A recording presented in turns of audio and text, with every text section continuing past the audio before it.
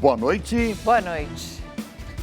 A atriz Regina Duarte toma posse como secretária especial de Cultura. Ela diz que vai tentar pacificar e fortalecer a área. O Ministério da Saúde confirma o terceiro caso de coronavírus no Brasil. No mundo, o Covid já infectou 95 mil pessoas. O PIB do Brasil cresceu 1,1% no ano passado. É o menor avanço em 3 anos. Justiça do Rio determina a quebra de sigilo fiscal e bancário dos 2 ex-PMs acusados pelas mortes da vereadora Marielle Franco e do motorista Anderson Gomes.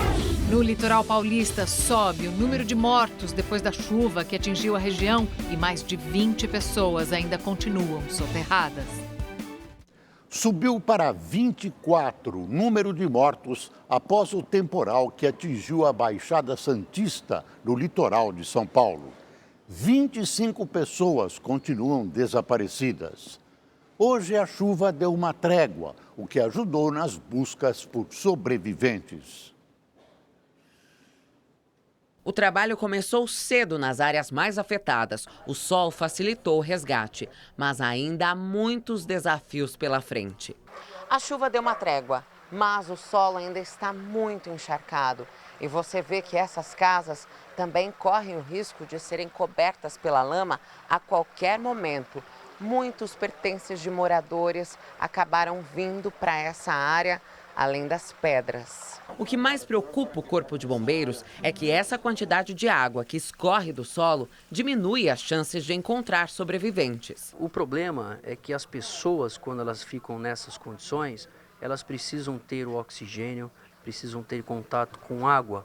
E ali, nessas condições que a gente verifica, a lama, ela ocupa o espaço do ar. Nesses espaços, teoricamente, numa célula de sobrevivência, vagos. Então, a chance, cada vez mais, ela vai diminuindo. Mas para quem tem parentes debaixo dos escombros, ainda resta uma esperança. Eu tenho fé que pode estar vivo. E está pegando baldes de lama para poder a gente ver se a gente consegue tirar essas pessoas que estão embaixo aí. Nós pegamos um rapaz, um amigo nosso, que embaixo da geladeira, 2 geladeiras em cima dele, cheio de lama em cima. Ele está vivo, batemos palma para ele, graças a Deus, ele está bem também, está todo arranhado, machucado. De um lado, o empenho de bombeiros e voluntários. Do outro, moradores que temem uma nova tragédia e partem em busca de um novo lugar para viver. O que está aí nessas trouxas que você conseguiu recuperar? O resto das roupas e sapato, documento também que ficou lá, entendeu? Que deu para salvar. O temporal que atingiu as cidades da Baixada Santista causaram diversos transtornos. Muitos carros ficaram debaixo d'água. Água e lama invadiram casas e as cidades ainda contam os prejuízos. O governador de São Paulo, João Dória, sobrevoou alguns dos pontos mais afetados e anunciou que o programa Aluguel Social será disponibilizado para as pessoas desalojadas após o temporal que atingiu a região da Santista. E em meio ao caos, a solidariedade.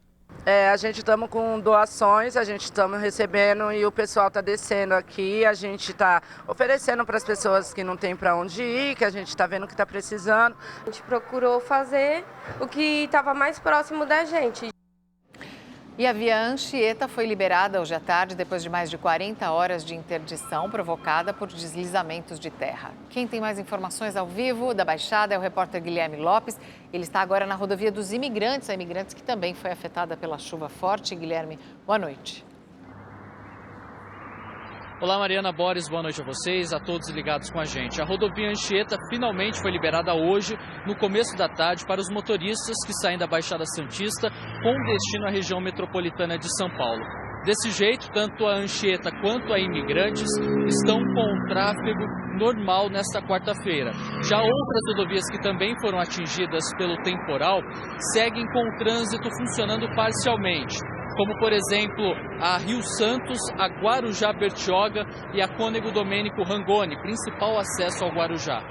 Há pouco, a Defesa Civil divulgou um último boletim sobre as famílias afetadas nas cidades da Baixada Santista. Ao todo, são 373 pessoas que estão desabrigadas. As cidades da Baixada Santista estão recebendo doações para ajudar essas famílias. Até o momento foram disponibilizadas 19,5 toneladas de materiais, como colchões, cobertores, roupas, cestas básicas, água e também kits de higiene pessoal e de limpeza. Quem quiser doar pode encaminhar esse material para o Fundo Social de Santos. É lá que todo o material está sendo recolhido e de lá será destinado tanto para as famílias quanto para os municípios afetados. Da Rodovia dos Imigrantes, Guilherme Lopes, para o Rede TV News. Obrigado, Guilherme. Agora virou moda os políticos culparem a população, as pessoas que jogam lixo nas ruas, pelos alagamentos. Esse lixo contribui, mas além das chuvas fora do comum, governos e prefeituras não têm desempenhado seu papel na prevenção dessas catástrofes. Não limpam córregos, não limpam bueiros, reduzem verbas destinadas a enchentes e permitem que se construa em áreas de risco.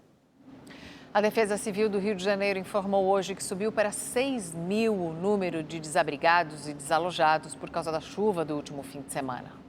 A cidade tenta se recuperar da tragédia. Na região metropolitana foram criados vários pontos de arrecadação de doações para 6.000 pessoas que perderam quase tudo nas enchentes. Escolas, instituições religiosas e associações de moradores estão recebendo os donativos. Em Realengo, na zona oeste da cidade, mantimentos, água potável, roupas e produtos de higiene pessoal foram entregues às famílias durante todo o dia. De acordo com a Secretaria Municipal de Assistência Social e Direitos Humanos, 270 cestas básicas foram distribuídas desde domingo na capital. Nas ruas, a cena ainda é de muita destruição. A lama e o entulho tomaram conta de diversos bairros. Os carros, arrastados pela força da água, estão sendo retirados com auxílio de um guindaste. Agentes da prefeitura e os próprios moradores estão limpando os pontos alagados.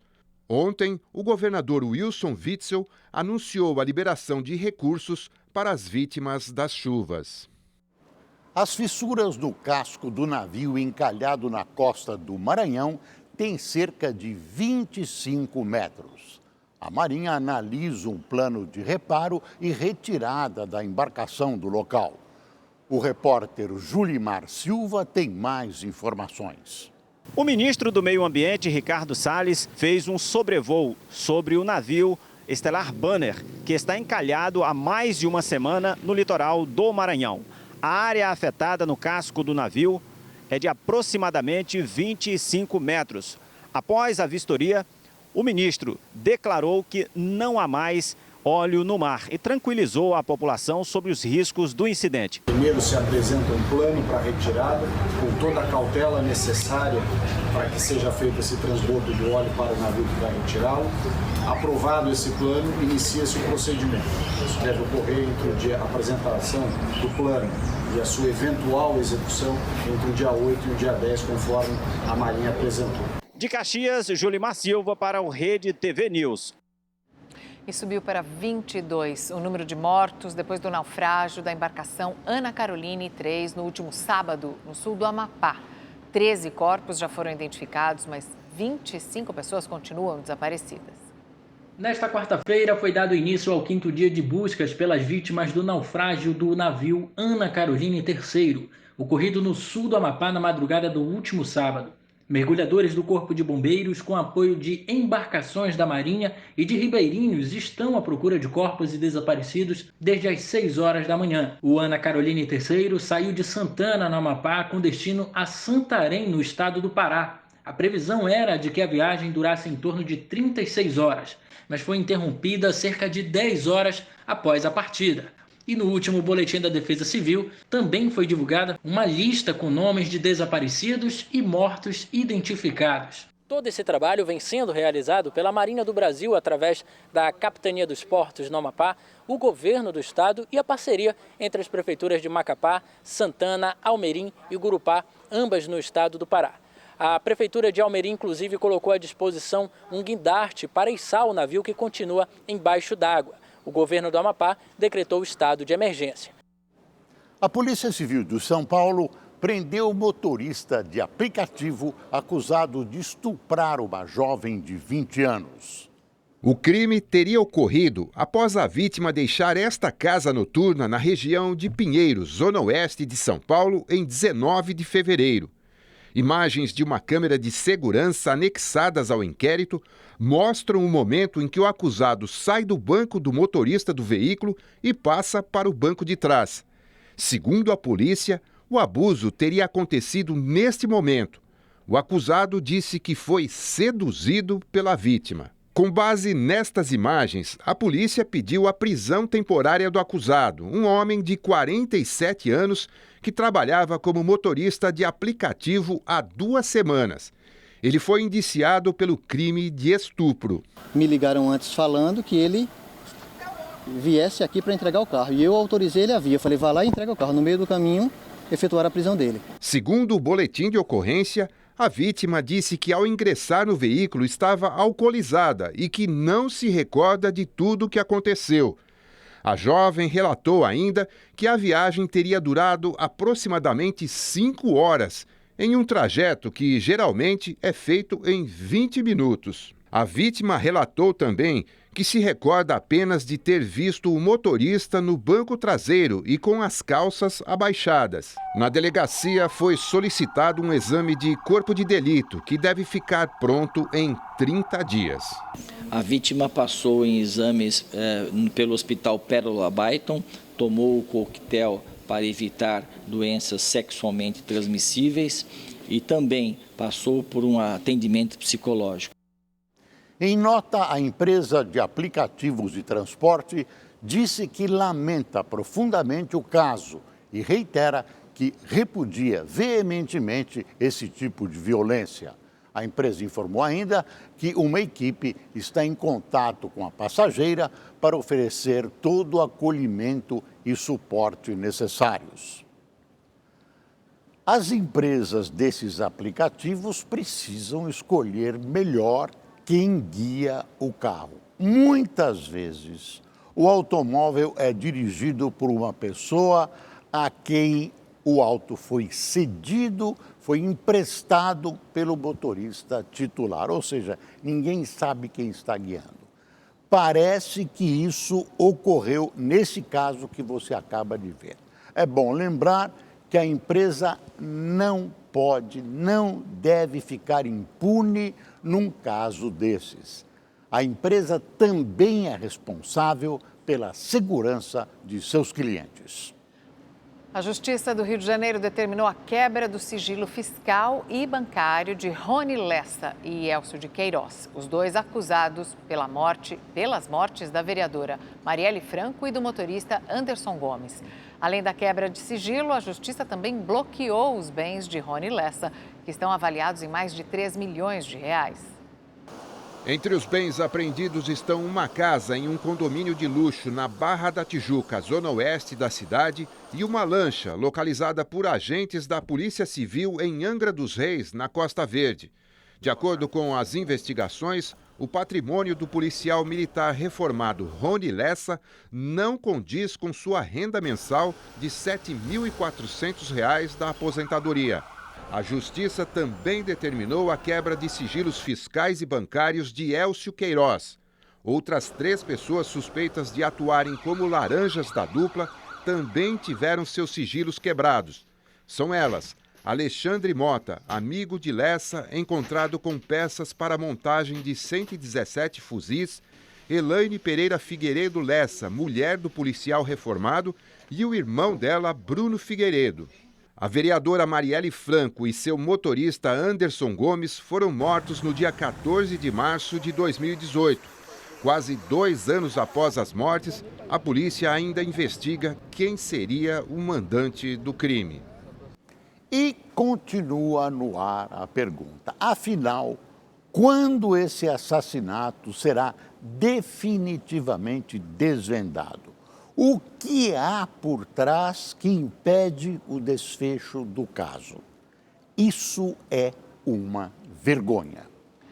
A Assembleia Legislativa do Ceará aprovou uma emenda constitucional que proíbe a anistia aos policiais grevistas. A medida foi aprovada depois da paralisação dos PMs, que durou 13 dias no estado. O texto enviado pelo governador Camilo Santana, do PT, foi aprovado em segunda votação. 34 deputados foram a favor da PEC, 2 foram contra e 1 se absteve. Os demais parlamentares não registraram presença. A emenda proíbe a concessão de anistia a policiais militares que cometerem infrações disciplinares, como participar de greves e motins. A proposta tramitou em regime de urgência após a paralisação que afetou a segurança pública do Estado por 13 dias. A decisão foi publicada no Diário Oficial do Estado do Ceará e já está em vigor. Com isso, Bolsonaro antecipou a retirada de homens do Exército que reforçariam a segurança no Estado até a próxima sexta.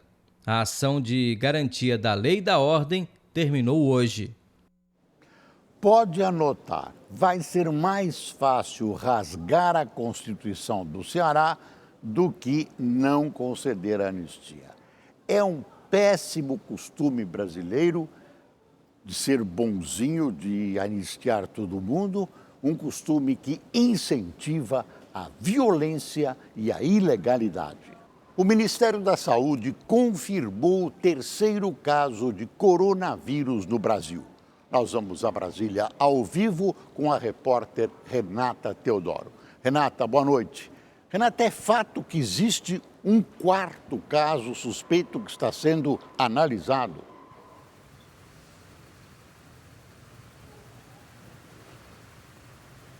É isso mesmo, Boris. Boa noite para você, para Mariana e para todo mundo que está acompanhando a gente. Esse 3º caso de coronavírus confirmado aqui no Brasil é de um colombiano de 46 anos que mora em São Paulo. E aí esse homem, ele viajou para Espanha, Itália, Áustria e Alemanha e retornou ao Brasil no dia 29 de fevereiro. E aí assim que ele chegou em São Paulo, ele teve sintomas respiratórios. Ele teve tosse, coriza, dor de garganta, dor de cabeça e foi submetido ao exame de coronavírus que deu positivo, mas o Ministério da Saúde afirma que ele está clinicamente bem e que todas as pessoas que estiveram ali próximas a ele também serão monitoradas. Lembrando que esses 3 casos confirmados estão concentrados no estado de São Paulo, que também lidera o maior número de casos suspeitos. O Brasil já está com 531 casos suspeitos e 315 casos descartados. O 4º possível caso de coronavírus é de uma jovem de 13 anos que esteve em Portugal e na Itália, mas o Instituto Adolf Lutz vai fazer a contraprova desse exame para saber se é de fato o 4º caso confirmado de coronavírus no Brasil. Renata Teodoro, ao vivo de Brasília, para o Rede TV News. Pelo jeito, com toda a prudência, lenta, mas inexoravelmente, o vírus vai chegando ao Brasil. Um traz, outro traz. Por enquanto, não houve transmissão entre pessoas aqui. Todo mundo está trazendo de fora. O jeito é seguir a orientação das autoridades de saúde, sem esquecer que lavar as mãos várias vezes por dia ou usar álcool gel é importante para tentar prevenir o coronavírus. E a Fiocruz e o Instituto de Biologia Molecular do Paraná já desenvolveram um teste capaz de identificar a presença do novo coronavírus em poucas horas. Hoje, os laboratórios credenciados já começaram a receber os kits e assim poderão dar um diagnóstico mais rápido aos pacientes. Os primeiros 150 kits deixaram hoje a sede da Fundação Oswaldo Cruz a caminho de laboratórios do Rio, São Paulo, Pará, Goiás e dos estados da região sul. Só 3 laboratórios de referência conseguem fazer os exames, mas em 2 semanas, 14 laboratórios centrais vão receber o material que vai permitir a realização dos testes. Um pesquisador especializado tinha que preparar essas reações e analisar o resultado, e agora a gente passa para um conceito de um produto industrial, onde essa formulação, esse preparo é feito na Fiocruz, que não só envia os reagentes, mas também manda todas as instruções de uso, e pretendemos no futuro próximo aproveitar essa iniciativa para melhorar a infraestrutura e a capacidade dos laboratórios públicos na realização desses exames, que são baseados, então, na identificação de sequências específicas do genoma dos patógenos, nesse caso, o coronavírus. Os kits foram desenvolvidos em pouco mais de 30 dias pelos Institutos de Tecnologia em Imunobiológicos e de Biologia Molecular do Paraná. Ele também é capaz de identificar e diferenciar casos de infecção pelo coronavírus de outros tipos de gripe, como influenza A e B. O teste consiste na análise de uma amostra coletada do nariz do paciente. A partir do início do processo laboratorial, o resultado do exame fica pronto em até 6 horas. À medida que isso chega, a gente vai tratar ele com a devida orientação. Nesse caso, se é, por exemplo, o coronavírus identificado, você já vai ter todo um protocolo e uma orientação para essa pessoa ficar em quarentena, ter uns cuidados adicionais diferenciados com relação a outras viroses respiratórias. Segundo a Fiocruz, uma mutação do coronavírus, como já foi identificado na Europa, não altera a eficácia do teste. Esse teste é padronizado para uma área de 2 proteínas diferentes e parece que isso faz esse teste muito específico, comparativamente tanto com outros coronavírus quanto para outros vírus respiratórios, e que as mutações, pequenas mutações sofridas, não afetam a afetividade do teste. O Congresso Nacional manteve os vetos do presidente Bolsonaro ao orçamento impositivo. Na semana que vem, deputados e senadores irão votar os projetos que regulamentam a obrigatoriedade do pagamento das emendas parlamentares. A votação dos vetos do presidente Jair Bolsonaro ao orçamento impositivo estava prevista para ontem. O acordo era que os vetos seriam mantidos diante do envio por parte do governo de 3 projetos de lei regulamentando a proposta. Mas os textos só chegaram no meio da tarde e a demora fez com que o presidente do Congresso, Davi Alcolumbre, adiasse a sessão para hoje. Também pesou no pedido de adiamento feito pelos parlamentares uma postagem de Bolsonaro dizendo que a programação orçamentária do governo havia sido mantida. Alcolumbre minimizou o desconforto dos colegas com o governo. A polêmica só foi encerrada no final da tarde, quando a Câmara decidiu manter os vetos do presidente Jair Bolsonaro. Está mantido na Câmara dos Deputados e o veto deixa de ser submetido ao Senado Federal. Será feita a comunicação ao presidente da República.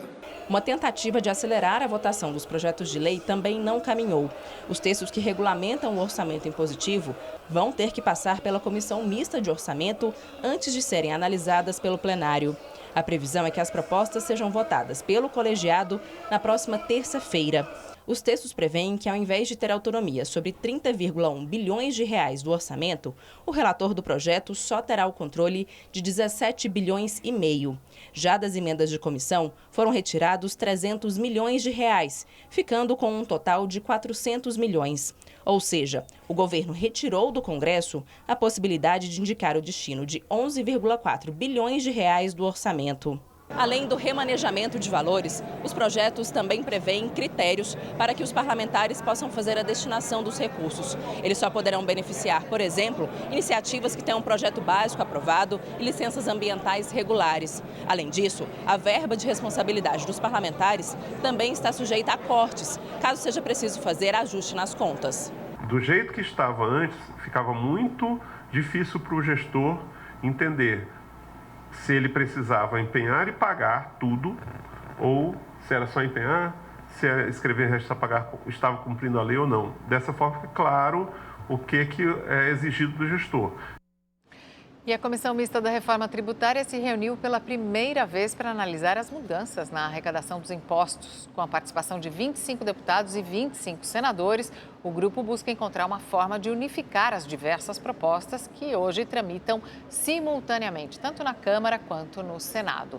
O prazo inicial para a entrega de um parecer final é de 45 dias, mas o relator da comissão, Aguinaldo Ribeiro, do PP da Paraíba, sugeriu que a entrega do relatório seja feita no dia 28 de abril para a votação do texto no dia 5 de maio. Regina Duarte tomou posse como secretária especial de Cultura.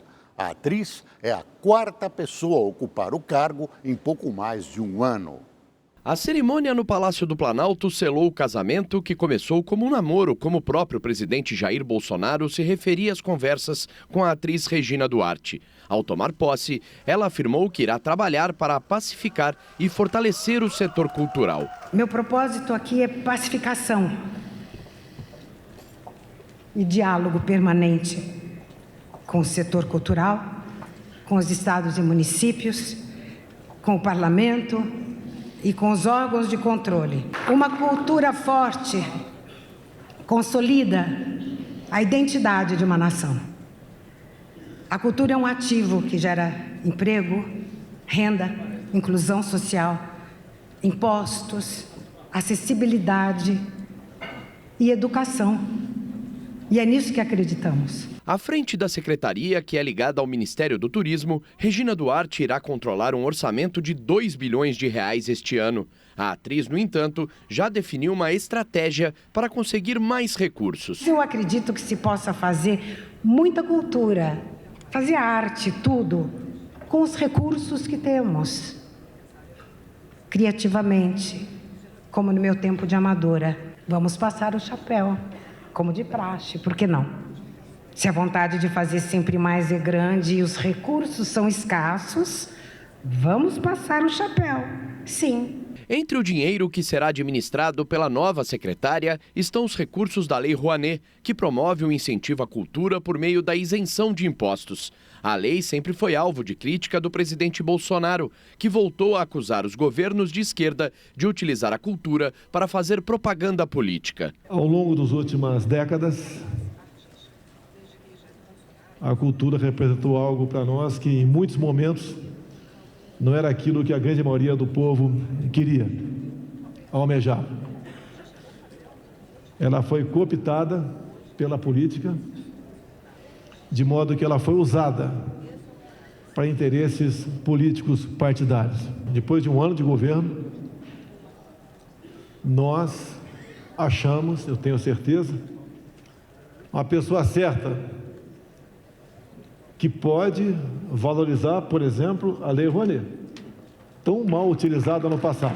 Além de afirmar que Regina Duarte é a pessoa certa para chefiar a Secretaria de Cultura, que já teve outros 3 comandantes em 14 meses de governo, o presidente Jair Bolsonaro confirmou que entregou a pasta de porteira fechada. Ou seja, Regina poderá escolher os nomes que irão compor a equipe. Isso ficou evidente logo pela manhã. O Diário Oficial da União trouxe a exoneração de 12 servidores da secretaria. Os nomes faziam parte da gestão de Roberto Alvim, que foi demitido em janeiro após gravar um vídeo com discurso semelhante ao que era usado pelo nazismo. Depois de dar posse a Regina Duarte, o presidente Bolsonaro participou no fim da tarde do lançamento da Agenda Mais Brasil. O programa vai permitir que o cidadão possa acompanhar o andamento de projetos do governo federal. As informações serão disponibilizadas por um site e pelo WhatsApp. Ao longo do dia, Jair Bolsonaro evitou comentar sobre o resultado do PIB brasileiro de 2019. Regina Duarte reúne todas as condições para fazer uma boa gestão. O setor cultural está dividido e muito conflagrado.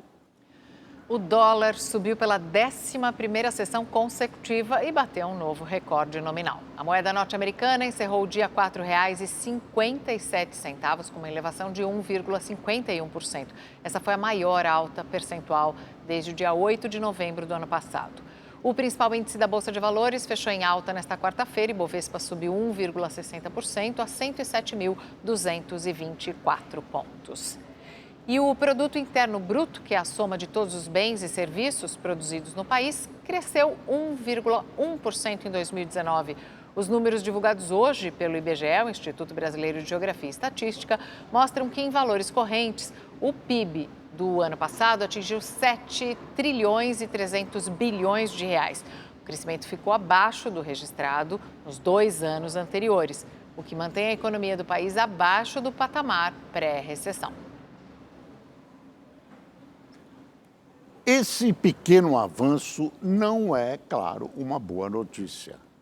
Se esperava mais. Para os analistas, há várias razões, inclusive uma mudança no perfil de investimentos do país, com menos presença estatal. E agora, a economia do Brasil pode ser atingida, como a do mundo todo, pelo coronavírus. O Supremo Tribunal Federal rejeitou uma ação que poderia facilitar a criação da Aliança pelo Brasil, partido idealizado pelo presidente Jair Bolsonaro. O PROS questionou no STF as regras da reforma eleitoral de 2015, que criam pré-requisitos adicionais para a criação de partidos políticos no Brasil. A legenda tentava reverter a norma que impede um cidadão já afiliado a um partido político de assinar uma lista apoiando a criação de uma nova sigla. Mas, por 10-1, o Supremo rejeitou a tese do PROS e decidiu manter as regras em vigor, aprovadas há 5 anos. A Câmara dos Deputados acatou um pedido do PSL para suspender 12 parlamentares das suas funções partidárias pelo período de 1 ano. O grupo foi punido por ter ficado contra o partido durante a crise que terminou com a saída do presidente Jair Bolsonaro da legenda. Os deputados não vão poder ocupar cargos de liderança nem representar a sigla. Ao justificar a decisão, o presidente da Câmara, Rodrigo Maia, afirmou que cabe ao partido estabelecer as punições e que a casa não deve entrar no mérito da questão. No Facebook da Rede TV, você já pode acompanhar o nosso novo programa exclusivo no Facebook Watch, o Histórias do Dia. Traz vídeos com conteúdo atual e de interesse do internauta. Rede TV News fica por aqui. Uma boa noite. Boa noite.